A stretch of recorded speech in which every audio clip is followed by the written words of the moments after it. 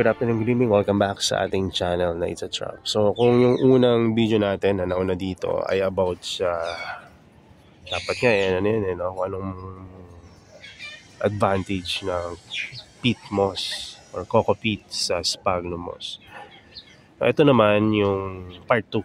Gawin natin itong part 2 kasi nakita ko masyadong mahaba yung unang part kaya pinutol ko na. So ito part 2, bigyan ko kayo ng iba pang mga overview sa paggamit ng coco peat sa carnivorous plant. Itong coco peat natin, unang-una, kumpara sa sphagnum moss, mas environmental friendly ang coco peat or peat moss, sabi ng iba. Bakit kamo? Kasi ang coco peat, continuous siya at mabilis siyang ipoproduce ng paligid, halimbawa sa mga, di ba?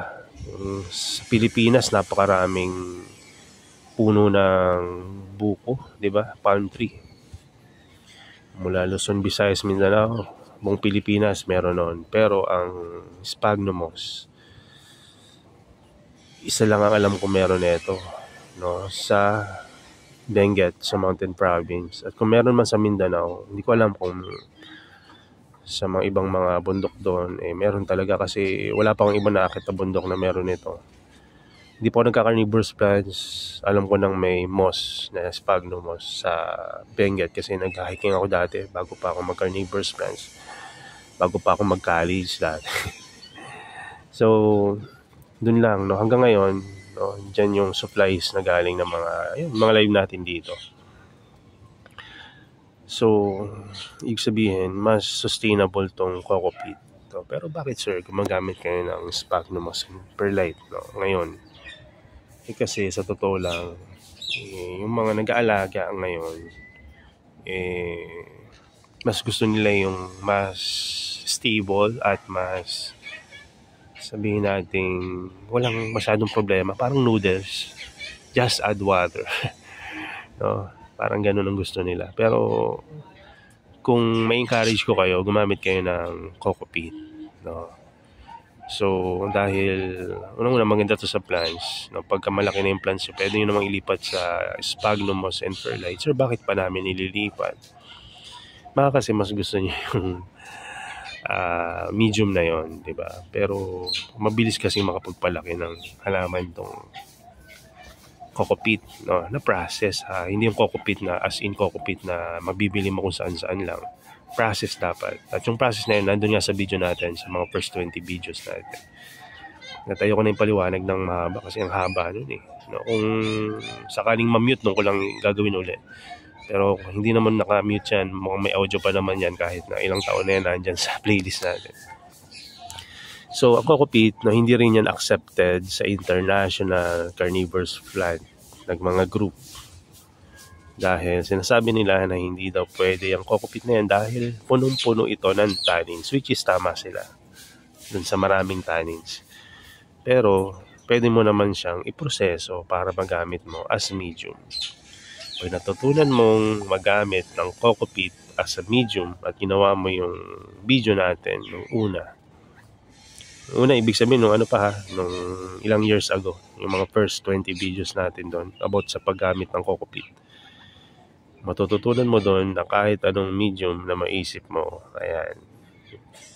ay pwede palang gawing medium. Kaya doon sa mga ganyan na ginawa ko dati, and a lot more, tapos may kindat na emoji. Kasi kahit anong medium, talaga, karton, dyaryo, pwede nyong gawing medium yan. Hindi ako nagja-joke. Maraming sisingkit ang mata at tataas ang kilay sa sinabi kong to. Pero gawin nyo rin para malaman nyo kung paano. Tsaka para masabi nyo na hindi totoo yung sinasabi ko. So, pwede yun. Kaya nga lang, mas practical at accepted sa komunidad natin talaga yung sphagnum moss and perlite. Pero may mga disadvantage rin, di ba, ang sphagnum moss and perlite. Unang-una mahal, Tapos, pangalawa, prone sa algae. Samantalang ang coco peat, bihira ka makita ng may algae na kokopit. At kung magsakaling mag-algae yan, kahit na severe algae pa, isang kamot lang. Isang ano lang yan. No, isang tawag doon, parang natin mo. Ang tawag dyan. Isang ganyan lang dyan sa kokopit yung ibabaw niyan. Tanggal yan lahat ng algae. At matitira dyan yung pure kokopit na. Ganun ka ganda ang kokopit. No? Pagdating sa mga algae, napakaganda ng laban niya. At ang bilis na makapagpalaki. So bakit kokopit pa rin sir ang ginagamit? Ba't sphagnum moss pa rin ang ginagamit? Kung maganda talagang kokopit. Ayun nga, no? Para mas madali yung... Ayun, ito sa akin, para mas madali. Kasi sa dami ko ng plants. No? Ang hirap kasi maglipat-lipat palagi. Kung for long term, kung gusto nyong long term sphagnum moss and perlite. Walang masyadong problema. No? Basta't makuha nyo yung tamang timpla sa pagdidilig, hindi mag-algae rin naman tong sphagnum moss. No? So...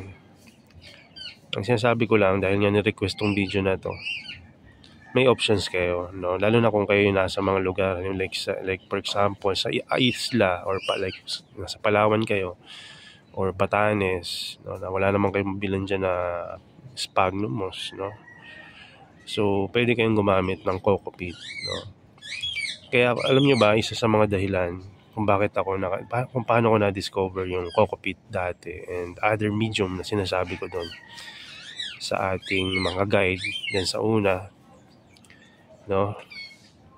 Dahil dumating yung pandemic, no? Nung pandemic, walang mabilan ng sphagnum moss kahit na yung blocks, yung malaking coco blocks dyan sa circle na binibili na around 4,000 plus 3,000 nag-umpisa yun tapos naging 4,000, nagdagdagan ng 1,000 yung presyo. So kaya ganun kamahal yung mga yan dahil limited talaga yung supplies. Galing sa Chile naman yun, yung mga sphagnum moss na yan. Chilean sphagnum moss.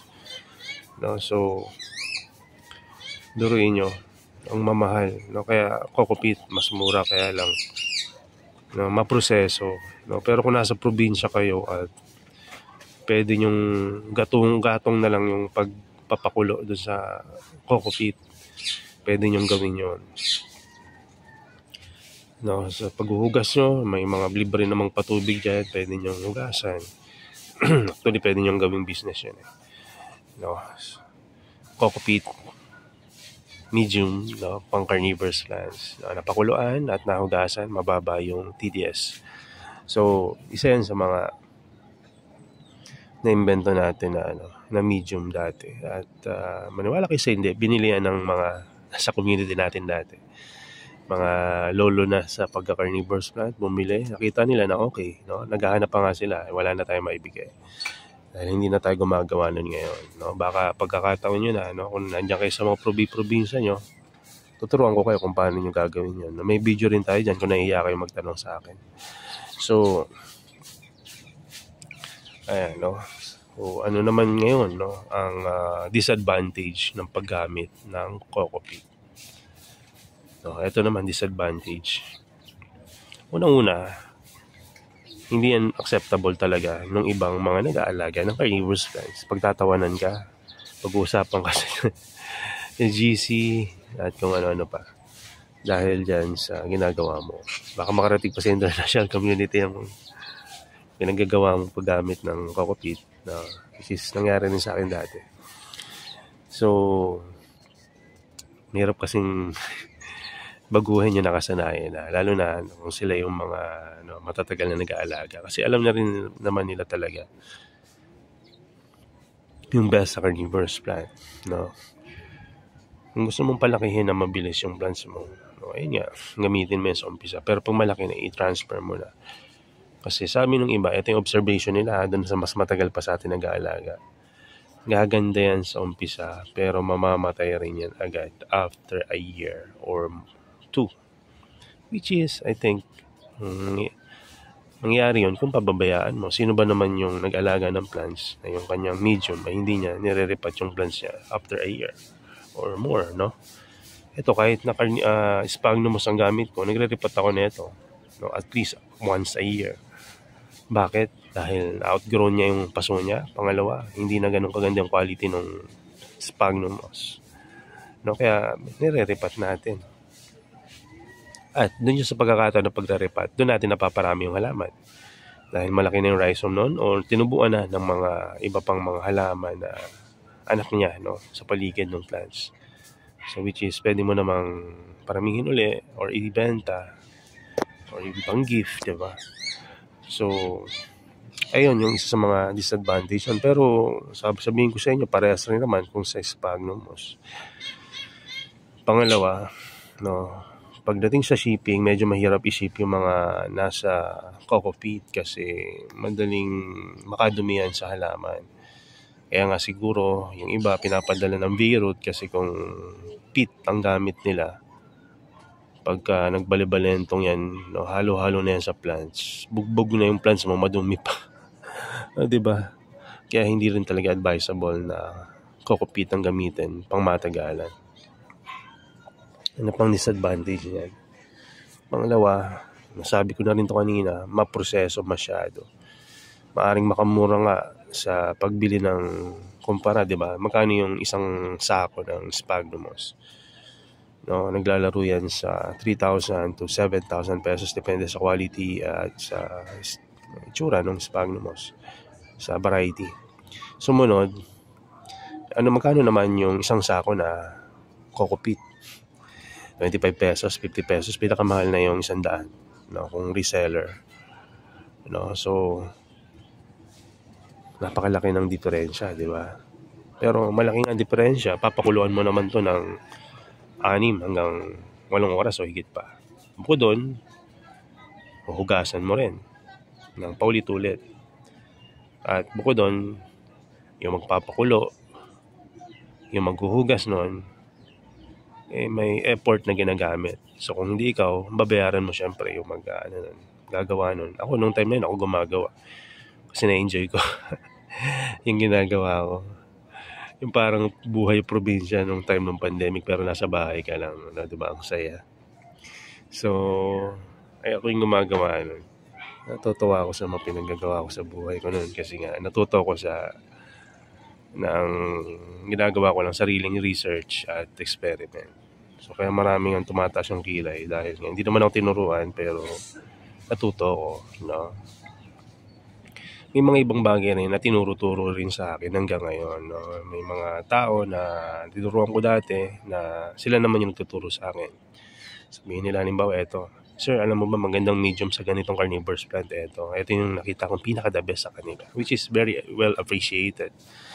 No, ang nagsabi sa akin noon ay tungkol naman yun sa Helianthera yata yung pinag-usapan namin. No? Kasi may Helianthera siya na Helianthera flamingo. I-research nyo yan. Pag meron na kayo, sabihan nyo ako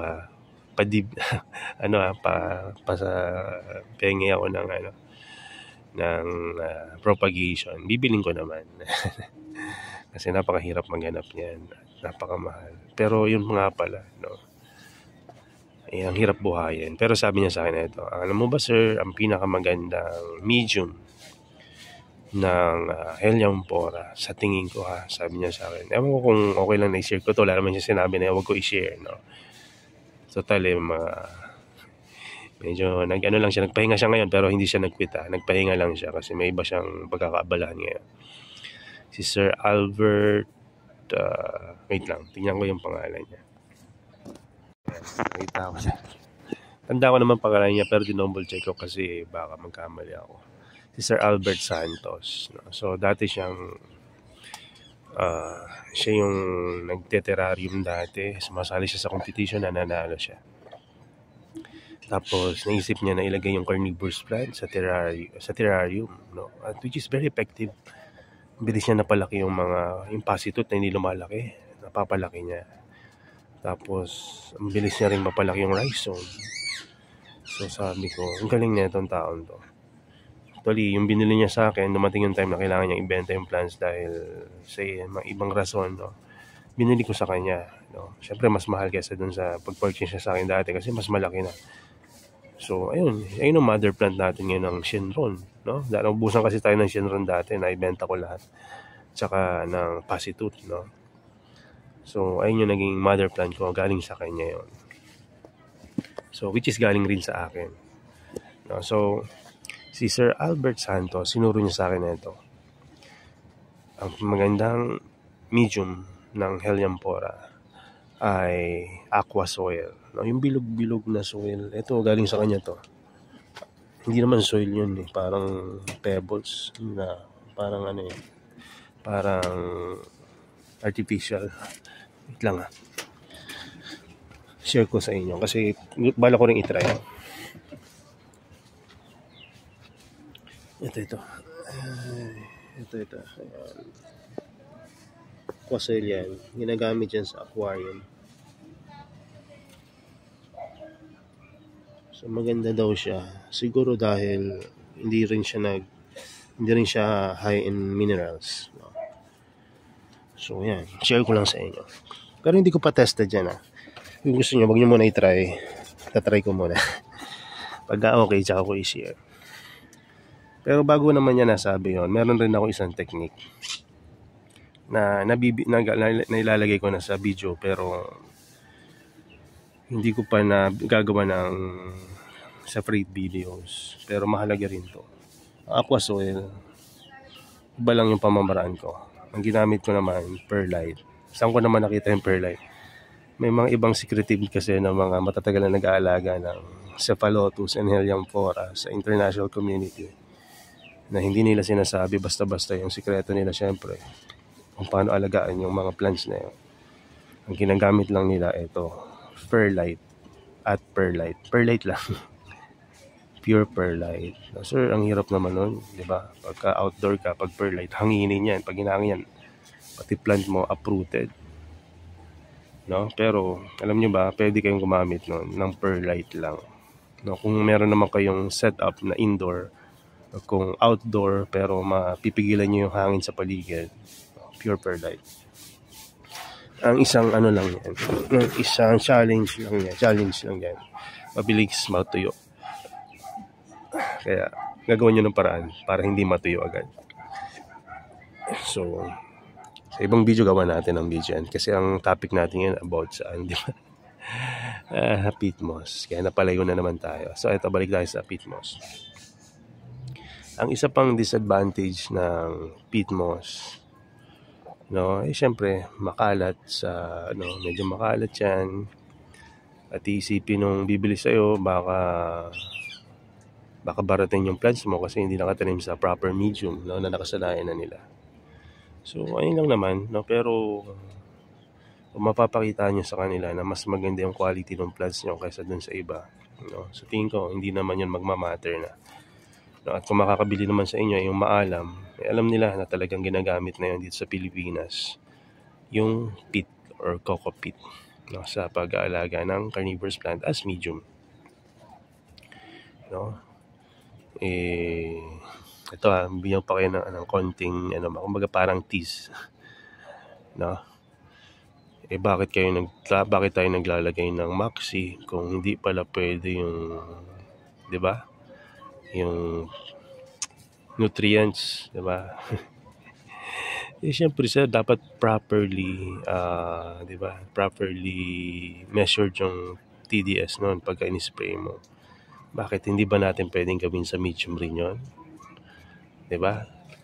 Pwede, 'di ba? Pwede nating measure pa rin. Kaya pagka ipaprocess nyo yung peat nyo or coco peat nyo, gumamit kayo ng TDS meter para sure kayo na at least less than 10 yung TDS reading nung coco peat nyo bago nyo magamit para walang aberya kung sakasakali na yun yung balak nyong gawing medium. No? So, yun lang muna. No?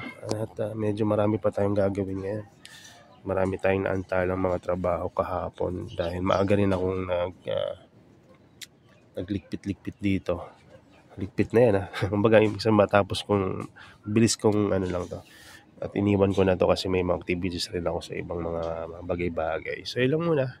Salamat sa pakikinig at sana ay may natutunan kayo. No? Kung sabi ko sa inyo, lahat ng mga information dito, tips, no? Huwag nyong i-apply na dikahon. Tingnan nyo kung magiging applicable sa inyo. Kung hindi, gawan nyo ng paraan kung ano yung mas magiging accurate at suitable sa inyong growing area at sa mga plants na meron kayo. Yun lang muna. God bless and bye-bye.